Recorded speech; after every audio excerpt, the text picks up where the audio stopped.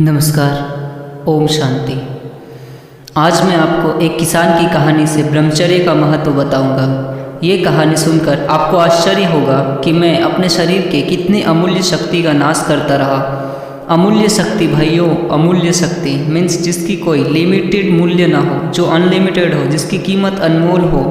और आज से ही, अभी से ही इस कहानी को सुनने के बाद आपके अंदर एक नई ऊर्जा का संचार होगा, आपके अंदर एक नया उत्साह, नई जोश आएगी और आज से ये पक्का कर लोगे, ये फिर से ठान लोगे कि मैं कभी भी भविष्य में भी ब्रह्मचर्य व्रत को नहीं तोड़ूंगा।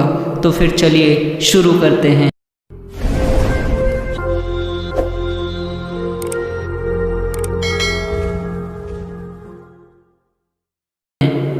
ऐसा माना जाता है कि कोई भी बात कहानी या उदाहरण से जल्दी समझ में आती है।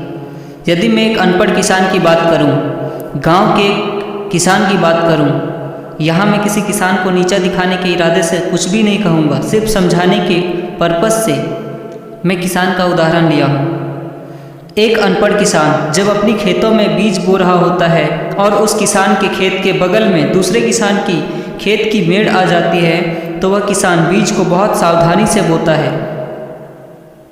वो किसान बहुत सावधानी से अपने खेतों में बीज डालता है कि कहीं वो बीज दूसरे के खेत में न चली जाए।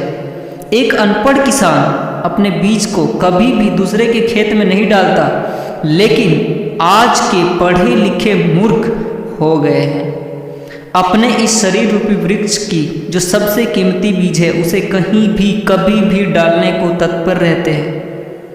ना वो उपजाऊ भूमि देखते, ना बंजर भूमि देखते, बस उन्हें मौका मिल जाए, एकांत मिल जाए, तभी वो इस शरीर रूपी वृक्ष की अमूल्य ऊर्जा को, अमूल्य शक्ति को, मूल्यवान बीज को कहीं भी कभी भी डालने के लिए तैयार रहते हैं। समय आने के पूर्व ही सारा बीज बिखेर देते हैं, लेकिन जब खेत की बारी आती है तब इनका थैला खाली हो चुका होता है।